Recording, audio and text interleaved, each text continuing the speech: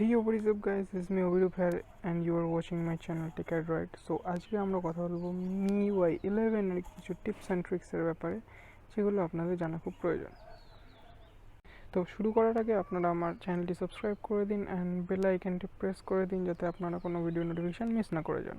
So the first one is app drawer. তো MIUI নতুন আপডেটের পর মানে MIUI 11 আপডেটের পর MI নতুন অ্যাপ ড্রয়ার সেটিংস দিয়েছে, তো সেটাকে এনেবল করার জন্য আমাদের যেতে হবে সেটিংসে, দেন সেখান থেকে হোম স্ক্রিন, তারপর এই হোম স্ক্রিন যেটা রেগুলার করা সেটাকে উইথ অ্যাপ ড্রয়ার করে দিতে হবে।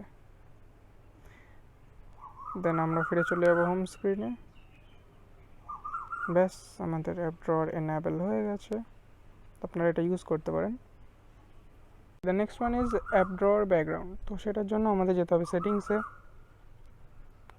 সেখান থেকে হোম স্ক্রিন, তারপর অ্যাপ ড্রয়ার, তারপর ব্যাকগ্রাউন্ডস। তো সেটাকে আমরা লাইট, সিস্টেম বা ডার্ক যেখানেভাবে সিলেক্ট করতে পারি। আর এটা ট্রান্সপারেন্সিও রয়েছে। তো ট্রান্সপারেন্সি হচ্ছে গিয়ে সিলেক্ট করলে আমরা আমাদের হোম স্ক্রিনটাই অ্যাপ ড্রয়ারের পেছনে দেখতে পারবো।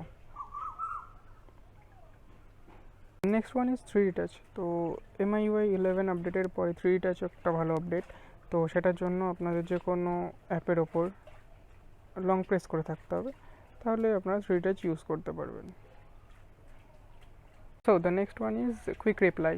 সো আপনারা ধরুন ইউটিউব ইউজ করছেন বা অন্য কোনো অ্যাপ ইউজ করছেন, তো সেই সময় হোয়াটসঅ্যাপে কোনো টেক্সট ঢুকলো, তো তখন ওই নোটিফিকেশানে ক্লিক করলে ইউটিউব বা আপনারা যেটা ইউজ করে থাকেন তো সেটা ব্যাকগ্রাউন্ড থেকে সরে গিয়ে পুরো হোয়াটসঅ্যাপটা ব্যাকগ্রাউন্ডে খুলে যায়।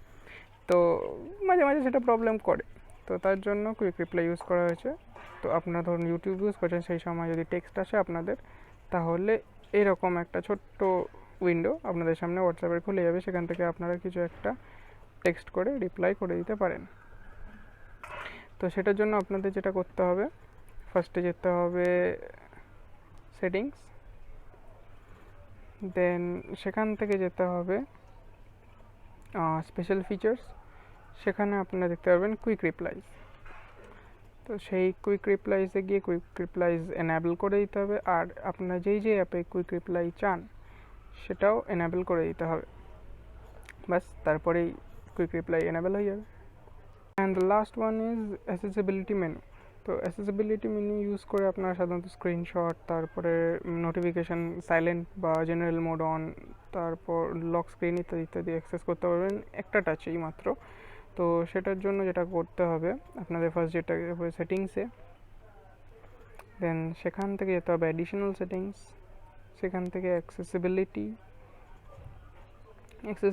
থেকে আপনারা চলে আসবেন সোজা অ্যাক্সেসিবিলিটি মেনু, সেটাকে অন করে দিতে হবে।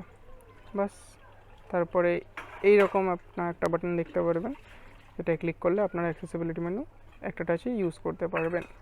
আর মনে রাখবেন, অ্যাক্সেসিবিলিটি মেনু কেবলমাত্র যদি নিচে ন্যাভিগেশন বার অন থাকে তাহলেই ইউজ হবে, না হলে ফুল স্ক্রিন মোডে যদি ইউজ করেন আপনি MI এর ফোন তাহলে হবে না। তো এই ছিল আজকের ভিডিও।